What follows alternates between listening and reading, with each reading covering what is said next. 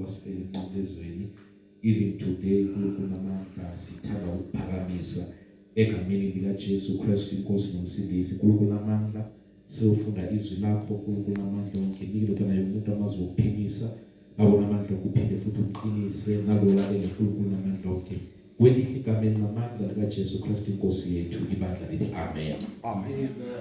Hallelujah. Amen. Blessed be the name of the Lord. Amen. Ebusuku namhlanje ngiyabingelela egameni lenkosi uJesu Kristu. Amen. Amen. Thanda ukubonga uNkulunkulu ongilondolozile nami ngiphumelele ukufika eDronko. Amen. Amen. Ngomusa kaNkulunkulu bangcwele sesithi isikhathi futhi sinethekeli ngingaveli ngibonakale la. Amen. Amen. But ubaba impostoli naye ungithumele wangicela ukuthi ngibe khona la. Amen. Yesterday the message that we were talking about was still saying the power of dreams. Amen. Amen. And we spoke about the influence of dreams, the source of dreams. Today I will speak about the impact of dreams under the subject that says power of dreams. Praise the Lord. Amen. Babingelela sisengaphansi kwephahla labo egameni lenkosi. Amen. We are reading in the book of Genesis 37. The book of Genesis 37. And the Bible lamfunde ngalendlela angazi mhlambe bafuna ukuphikisa ngeBhayibheli 11 but ngibethe lesibungu. Then his brothers went to feed their father's flock in Shechem and said to Joseph, "Are not your brothers feeding the flock in Shechem? Come, I will send you to them." So he said to him, "Here I am." Then he said to him, "Please go and see if it is well with your brothers and with the flock, and bring back words to me." So he sent him out of the valley of Hebron, and he went to Shechem. Now a certain man found him, and there he was, wandering in the field, and the man asked him, saying, "What are you seeking?" And he said, "I am seeking my brothers. Please tell me where they are feeding their flocks." And the man said, "They have departed from here, for I have heard them say, 'Let us go to Dothan.'" So Joseph went after his brothers and found them in Dothan. Now when they saw him afar off, even before he came near them, they conspired against him to kill him. They said to one another, "Look, this dreamer is coming. Come therefore, let us kill him and cast him into the same pit, and we shall say, 'Some wild beast has devoured him.' We shall see what will become of his dreams." You'll underline that word. We shall see what shall become of his dreams. Praise the Lord. Amen. Now, there's also a book in the book of Numbers. Just khona lapho phela incwadi ezinhlanu nje kuya phansi. The book of Numbers chapter 12 verse 6. Then he said, "Hear now my words. If there is a prophet among you, I, the Lord, make myself known to him. In a vision, I will speak to him in dream." Then he said, "Hear my words. If there is a prophet among you, I, the Lord, make myself known to him in a vision, and I speak to him in dreams." You underline the word that says, "I make myself known to him in a vision, and I speak to him in dreams." Praise the Lord. Now, mhlawumbe kancane because they were not there yesterday when we were touching the scripture. That's why I also went back in Genesis to continue. have touched the issue of Joseph. Joseph as a son of Jacob. We have touched the issue of from 37 Genesis verse 3, where it says Joseph was a son that was favored by his father, and he had brothers that were 11. All of them, the sons of Jacob, they were 12. And with the favor, it is because the Bible says he was the least among them, because he was conceived in the old age of Jacob. He managed to conceive and got a son. And in the old age, his heart was so clean to Joseph. Now, what happened is that in the process of the father, Jacob, loving his son, he decided to make a coat. He decided to make a coat. And the Bible says the coat had many colors. Then the brothers saw that the father has preference to someone other than us, and this preference is younger than us. This is the point that I forgot to mention yesterday, and I want to mention. You know, when the father decides to choose or to appoint someone, it's not a matter of age or gender or background or where the person is coming from. It's a matter of God, him, deciding that I am choosing. And don't take this as an offense. You can be old, but if the Lord does not decide to show his ways to you, you will not know them. And another problem also people have this perception of evangeli. Yes. And I've come to say that we need to make it fashionable again, so that people must not be embarrassed to declare their faith. Yes. I have encountered a lot of people, and I've seen that people they trust what they believe in. Yes. Whether this thing is working or it's not working, but people, what they believe in, they trust it. It is just us Christians who undermine the power of what we have. It's us Christians. And sometimes it's so painful to see that the power that has been invested in your tongue that can release you from whatever bondage. A Christian is so lazy to even use that. So painful. With Joseph, I want you to understand this. I will go slow before I start to preach. I'll go slow. And I'll continue. But my problem is that with Israel, his concept of understanding that I have a son who is young, because God works in his mysterious ways, his favor went to Joseph. Now, this Joseph, he was hated by his brother because the father made a coat for him. Believers, I say this out of faith and bold. Don't enjoy to pray without having received a garment from the Lord. Sure. You know what's the problem? When you see a believer, he prays and then he does not get the answers. It's because the initial mistake that he did not do, he did not request the Lord to protect and give him covering. Zisazokugila into zasemhlabeni, zisazokushaya, usazobetheka, uqabanga ukuthi mhlawumbe uNkulunkulu uthandazayo awufiki uJehova. Kanti kuya ukuthi no, awunayo ingubo. Awukamukelanga nalokho ekukhonzwa kuye. Ngoba nayo lento ukuthi abantu bahambe isonto, yinto esiphuphayo. Mina ngazi uNkulunkulu ohambela umuntu ebusheni bakhe. Wangibona ngizana ngifike ngapha. Ngazi uNkulunkulu welcome. God bless you. Ngazi uNkulunkulu ohambela umuntu ebusheni bakhe.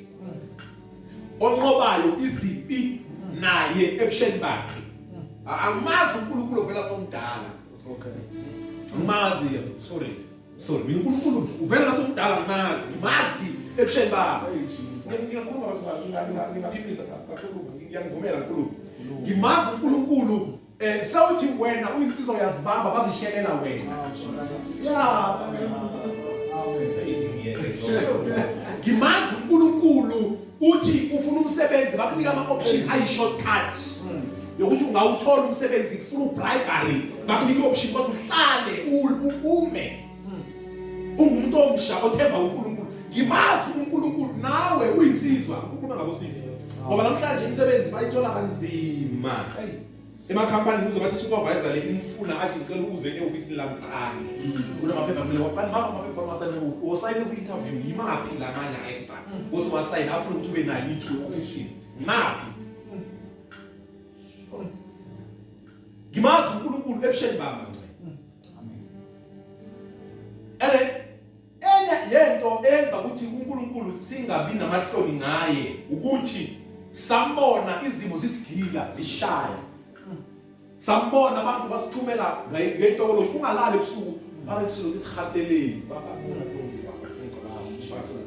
bethe isihateleni urwarubala ubethe bahateleke bothonto ngwala exam uma kale unhlakahlakane ubona ngabona kulififi ngoba ziyenzeka bangcwele ucabanga ukuthi izinto zasemzansi meji zikhona. Ngelinye ilanga umuntu baba ngeke ngibize isibongo sakhe mhlawumbe ngasekhenu ngizabiza isibongo kanti ngasekhenu baba lubeka inyanga uthi kumkhulu nangiqeda ukwamukela uJesu ngoba uyaphuma esontweni angithi uKristu uyamamukela. It's a personal decision that I made to say, you know what, let me try this Jesus, let me accept him and let's see what he will do for me. But I said before ngimamukela ngathi ngicela ukuthi ngikwazi unguJesu ongaphezulu kwalo oseva ngomkhulu la uphelele khona nomkhulu ngicela udlule ngikhombisa inkazimulo edlula le nkulu sekayibonile ngoba ukuze ngikhona ukuphumelela ngingamazi anguNkulunkulu ngamkhulu nogogo labaphelele khona naye ake ngidlulele ngale ngibone ngasemfihlakalweni ngoba ngaphela lapha kungenzeka kube lokuthi ngiyeke nasekholweni ngiphile impilo yami efuna ngini. Guys, ngathi uqala ukuthi uzibonakala songuNkulunkulu ongilwelayo ngoba ngiyabona ukuthi ngiyasonda manje angigusti mara ngiyabona incwadi ayihluli mara why kufanele ngiyobhala manje izinto zihlangana ngiphume mina ngo-F mawuphuma ngaphathi kwe-exam room ama-questions wale mibuzo uyayishaya yonke iyabuya. Then I said, Lord, mhlawumbe khona into ekhona engayazi e-supernatural ngicela ukuthi ake ngikulinge vela unguNkulunkulu o-unique ozobhekana nesimo engibhekane naso. Ngosiyamwavela simaka wavela namhlanje angikhulumi into engizwa ngabanye abantu noma ngikhuluma ukuthi ngimbone ngoBhayibhelini ngimulini wami isaka no ngimbona inguNkulunkulu wami Jesus ukuze nakusasa mhlawumbe noma singadelana namkha mhlawumbe singashiyana ngeke ngimshiye lo ngimkhonzayo noma ningamhlubuka nina nithi hayi mhlawumbe samuzwa ngeke ngimhlubuke lo engimkhonzayo ngoba ngimbonile nana kungabonakali khona kumnyama. Ngathemba ukumamukela ngamangala the same classmate engihlala nayo yashifta kwi-row yami yahlala ngale ngathi ngiyathanda ukuthi kanti kwenzakalani ngathola ukuthi umuntu uthwele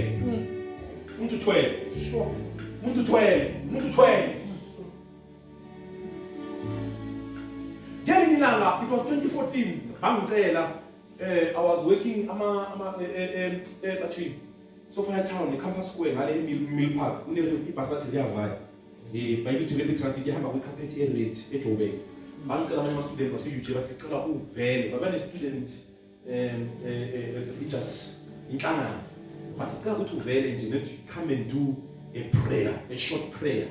Ungamangala bangcwele abantwana abathunyelwa kwabaye ezikolweni le akuhlangana ne-devil worshipper akuhlangana nabantu ababophile akuhlangana nabantu abathembe izinto zabo bathola umuntu sikuyi-auditorium la bathola umuntu aphethe into zakhe because umuntu bekayi-agent lokuthi yena kuphase yena akalele abanye because it is possible ukuthi umuntu athathe ingqondo yakho afike athathe yakho ayitshontshe kube ngathi wena uyisula ngathi awu-understand ngathi awuboni lutho kanti kunomuntu othunyelwe.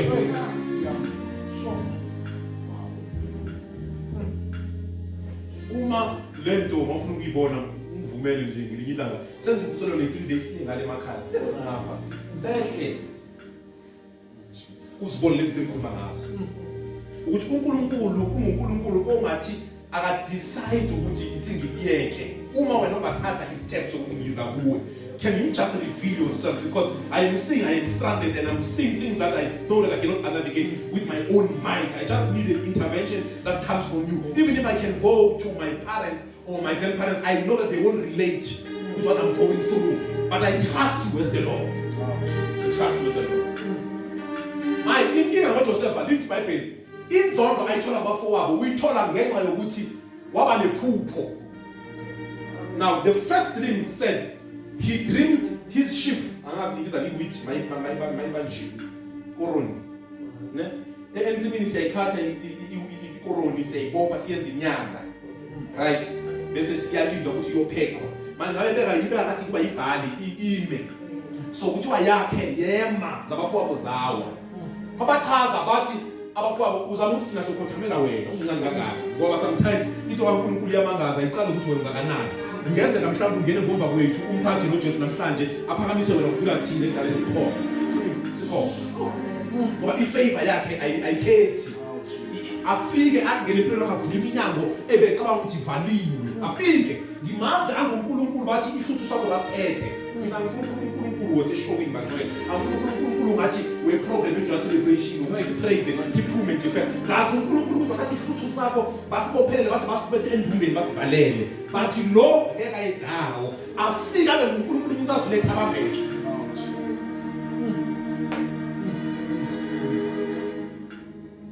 So uJoseph bathi aya mara umsemncane le nto ikhulumako le futhi nokuthi nejazi baba unikile ijazi thina sinalo ijazi ngapha futhi nasikothamele wena ngasuya sijwayele iBhayibheli lakho ngeke litsho iBhayibheli lakho ngeke litsho mara inkulumo exchange ebekhona uyasijwayela mfana uyasijwayela mfana iphupho ngoba libuya kuNkulunkulu. I'm talking about the effects of a dream. Laphinda futhi iphupho uthi wabona ilanga wabona inyanga nenkanye ezingu-11 ngezila abafowabo zithi zehla zeza kuye waphinda watshela abafowabo. My problem ngoJoseph nayi inkingi nayo ngoJoseph mfuni simethekeli uJoseph unobaba uNkulunkulu azifunga ngaye uthi uNkulunkulu makakhunga uthi wena Jacob ngiNkulunkulu kababa umkhulu wakho Abraham kababa wakho uIsaka nawe ngiNkulunkulu wakho Jacob ngiNkulunkulu ohamba isizukulwana nesizukulwana asikho isizukulwana engasekho. In other words, in your generation ngicala kumkhulu wakho ngize ngehle ngifike nakuzizukulwana zakho ngiNkulunkulu wefavor ngizosiveza ngiNkulunkulu. But the problem kaJoseph ubona ukuthi kunokuthi aye kuba umuntu wazi into zasezulu kuya kubafowabo abantu abanombona ngento etshalwe kuye ngoba iphupho specific liza intuyini ya iphupho alizi kithi bangcwele and iphupho lakho abanye abantu bangalinyaza yeah and iphupho alikhulele iphupho lenze alikhulele atothe hayi sembukeli wakho nami nje iphupho ngeke ngilikhulele ngeke ngitshele ukuthi ngikhulele iphupho awu la okay iphupho alikhulele laphinda lasiveza iphupho waya abafowabo bathi baya kubaba abafowabo bafikisa ku-message kubaba ukuthi nangu lo umajazana ngoba vele abantu abakuthuka bafika namalibeni nangu lo umajazana nangu amasibekisana ngoqalile-ke manje ubonibona kanti bekumele aziyele kuye kubaba wakhe azithule ukuthi baba khona uNkulunkulu angikhomba yona. Now remember dreams. The reason sometimes other dreams you get confused, you don't understand what is that I was dreaming. There are three sources of dreams. Dreams that come from heaven, dreams that are inspiration from you, what you inspire to be, personal dreams. Then there are false dreams, the ones that are trapped in the firmament where the devil can whisper things to you. And to notice the power of a dream is a communication line that the Lord uses when He wants to speak to some of His people. Bese ukwenza ukuthi uNkulunkulu khani ukwena uNkulunkulu watshala wakhuluma nawe ngephupho hlosana wakhuluma wakubashidala wakubashela. Ngiyamthanda uzana ukuthi lathi afike abuze ukuthi engifundisi ngibene iphupho elinje iphupho lesikuthini ngoba uyakhomba ukuthi I am earnestly desiring to understand ukuthi yini lento engiyibona ephupheni. Kunokuthi aye kubaba ucala abafowabo bafisa ukuba umleze ubaba naye yamkhuba ngoba uma abantu bangakhuluma ilimi lenyanga the Spirit is able to infect other believers.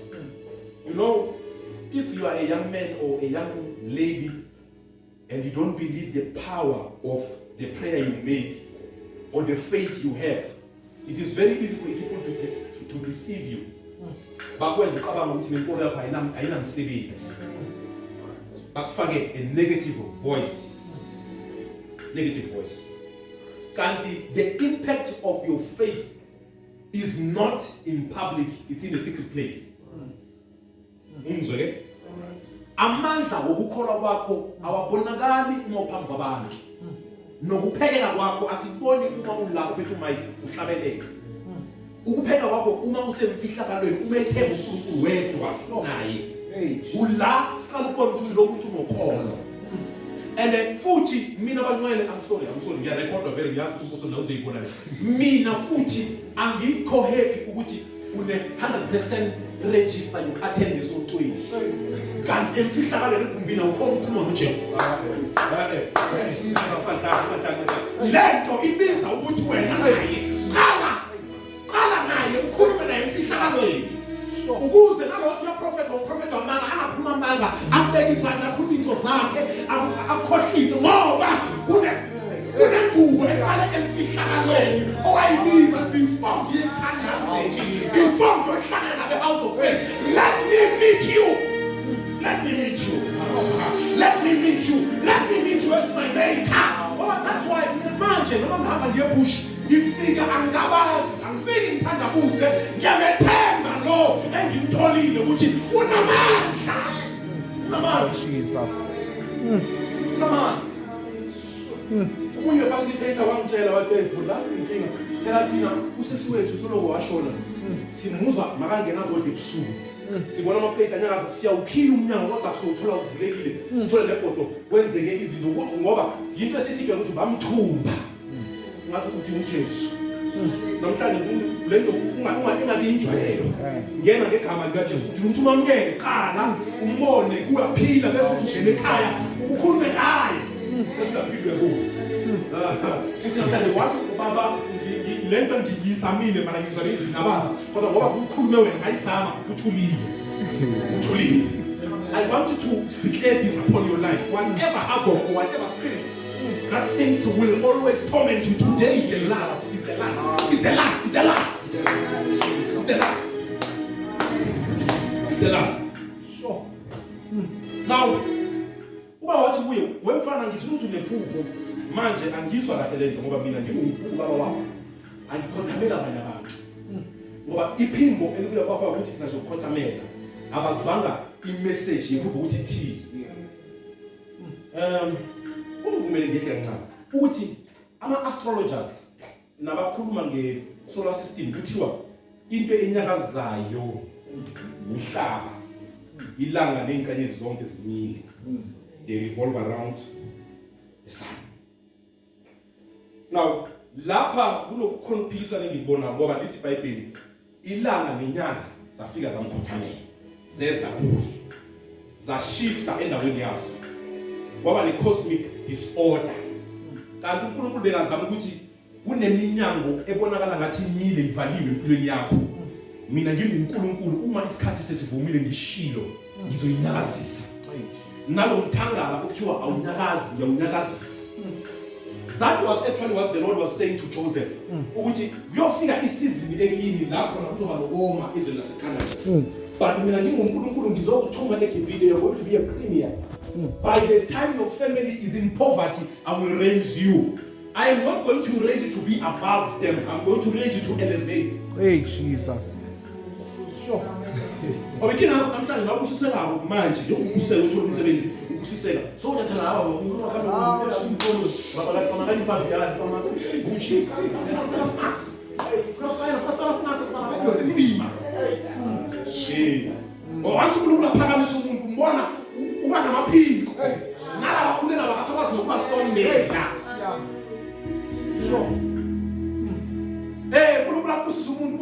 I'm going to Hillsong. I don't go to other faith anymore. You know, God has blessed me. I'm very blessed. Very blessed. You know, I'm going international now.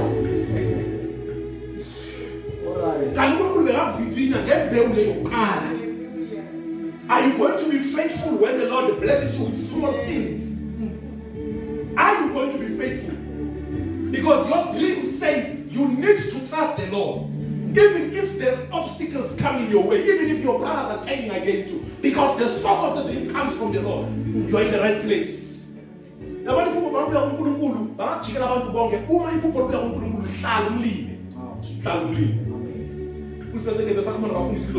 Noma abantu bangaqala amabandla solo wena umile ebandleni ngathi ngi2 ngi3 asinandaba nokugcwala kwabantu.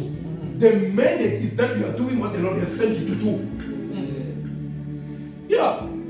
It is not ukuthi abantu bagcwala babanengi kube ngumfundisi obonakala ku yini lento TikTok post. Vele to trend ubona no so the objective is that the person who is sitting down must find his dream, must find his purpose, and athi makasukuma amele uNkulunkulu angameli mina. That is why mina uJesu angimprotect. uJesu angimfini protect uJesu ulimala yena kumele protect wena wena protect yena. Mawufika abantu basezoluhlakaniphe njengenyoka bantu bamnyatsafala uJesu dawa kulungile ngicela ukuthi umuntu nomuntu akakholwe into akholwa kiyo ngoba bazi kahle ukuthi ukholwa nguJesu angisho bafuna ukuchecka bazi ngeke bayibe bafuna amavesi ene ukunye uzuthi lo muntu ukhuluma into engekho naseBhayibhelini ayikho uzuthi lo muntu lo ukhuluma into engekho but you must trust your God to say uNkulunkulu phela mina usingise mina ngisingisanga yena. So I am not supposed to protect Jesus, supposed to protect me. What kind of a Jesus is this one that needs you to protect him? He died for you. You want to protect him? Oh, to Jesus, but when it's nothing, Vigerati. Citizens are in your man of the same. I am a figure. That's the Jesus we serve. That's the Lord we serve. One day, ngaphola umfundisi ngathi ngibonake lapha ushubile lapha esikoleni ngigijima nabantu nokunzima kodwa ngabonga uNkulunkulu ukuthi mangala abantu bengigalelelako ngezomunye olala kweli different room different ukuthi ngigalelela izinto ukuthi hayi khulita izinto ngathi uJesu Nala ngise push back reach phakathi esigodlweni phakathi and in the premises kunamathuna kunamathuna sure lo phakathi kunamathuna I premises yekababili kunamathuna I premises bathi kulento sigalo ngithi mina ngeke uthi ngathi ngala hayibo it is the Jesus I say ikhonza yena akakhonzi mina so uma ngizabuya ngibalela ngizajabuka ngumntwana no akeke kwenzeke ngishayeke ukhona ngithembile. He continues to say the father says he rebuked him and he said to him even though you have dreamed I am going to observe you. Abafowenu into abayenzile ngalo Joseph bathukile bakunyatsa phansi kodwa ubaba uyakulungisa. The father is not undermining you, he's rebuking you. He's calling you to go back to the Lord, the source of the dream. Stop talking your dreams even to negative people. Stop talking your secrets.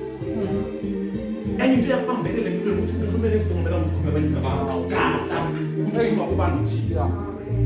wash omunye wathi mina ngizohamba ngiye university kanti khuma komunye omhlelela nje waphuma wayobomba athi ngomanga ngiyakhaza kanti kuphola tata ukuthi uthi ngifuna ukuba ngudokotela ukuthi akazange abe khona kwamasiphi udokotela baze bakunyatsa bathi ayenzekile yabakhona kodwa mina ngizokutshela into yona iBhayibheli lami lithi uPetru kunguye oqala wagadanga amanzi ukuba mkhulu akazange wagadanga kodwa uPetru he was the first man Jesus called and said step on the water. You must decide to be the first one to step on things that are impossible, to be the first one to declare things to happen in your life that have never happened to those who went before you. But I am saying that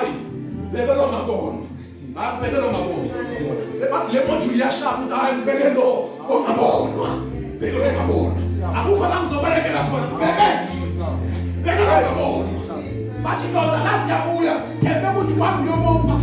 shawa sihlaba ngemithi ngithi ngithembe okungena shawa imithi ngiyibona ngithi ngithembe ungabona Oh, Jesus. ngithembe ungabona wathi ubaba wamthuma ngoba wabona ukuthi ukuze ngim-align nephupho lakhe ithi ngimrelease ngimthume so that iphupho lakhe lingafezeka ngoba ngiyabona ukuthi uyabambezeleka uJosefa wathi iya kubafowenu baseshekeli ngibathume ukuthi baluse khona abantu conclude that just there uthi okay baba anginankinga ngimi lo ungangithuma uJosefa wavunywa ukuthuma ebantwini abamzondayo Alright. ayinkinga ke empilweni sometimes ufuna ukuzokuthuma la ungafuna khona. Oh, Jesus. Sometimes you have to make peace. When you want to see the Lord blessing you, you don't have to have grudges with anyone. Amen. You don't have to have hatred with anyone. Amen. You have to go and serve even those who don't want you. Hey, Siam. Waphuma umfana wayeshekeli. Kanti abantu basukile nezimvu zikababa baye edotheni. Ithi Bible baye edotheni behlile basuka endaweni uNkulunkulu ubaba wabo azi ukuthi fanele babe khona basuka bona bazibeke endaweni zabo ngoba kuyenzeka ngoba basithi baliluse baluse endaweni zabo bangabelusi kuyenzeka abelusi baluse kanti balusela for their own interest Sure. Hey, Jesus. kuyenzeka wena uthi usesontweni kanti umuntu business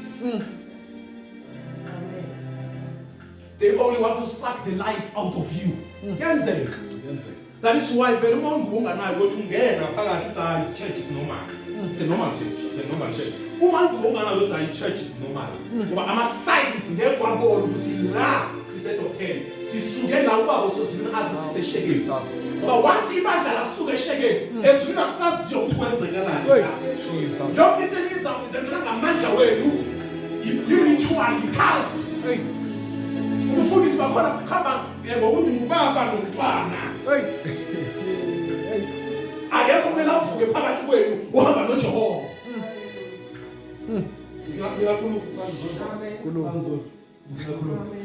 nayo lento yokuthi uma usebandleni ungafuna ukuvela ngesiphiwo sakho sokugilana okay Sure.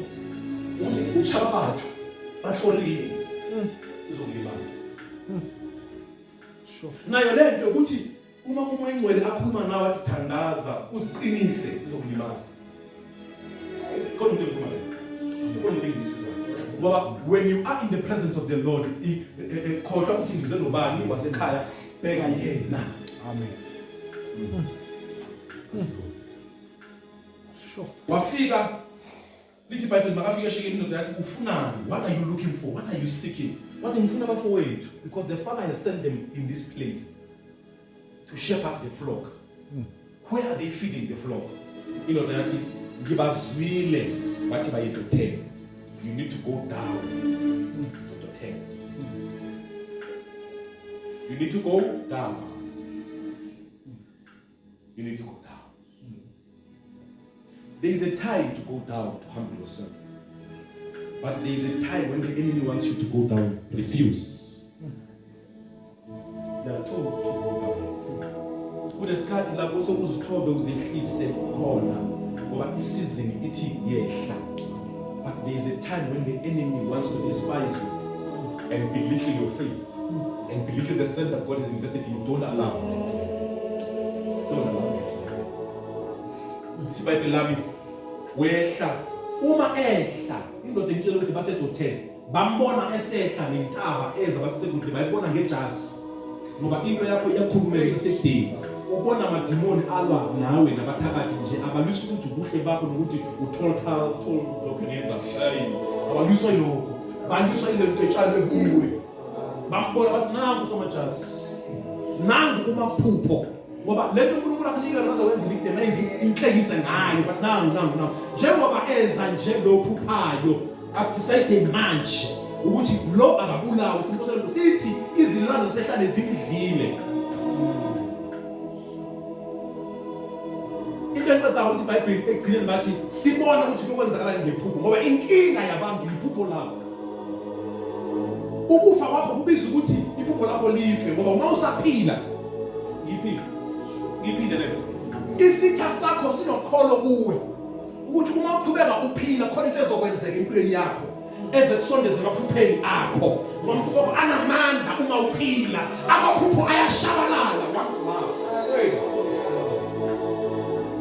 So the best way to neutralize you is not to keep you alive.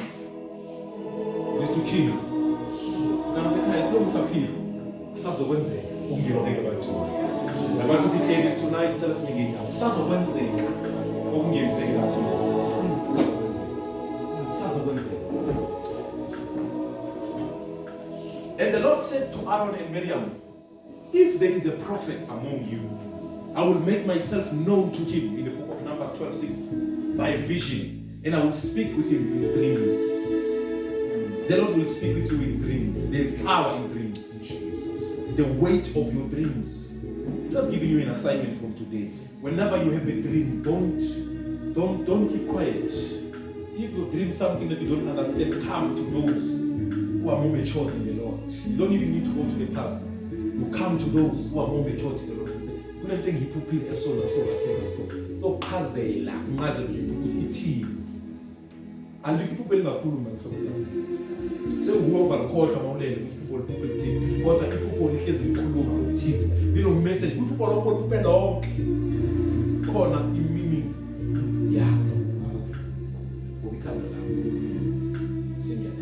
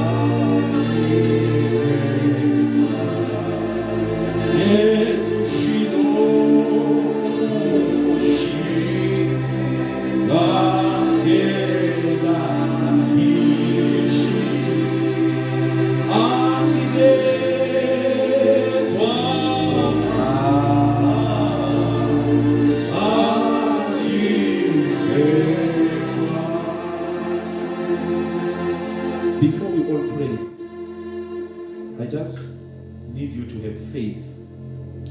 I need you to trust God about your life.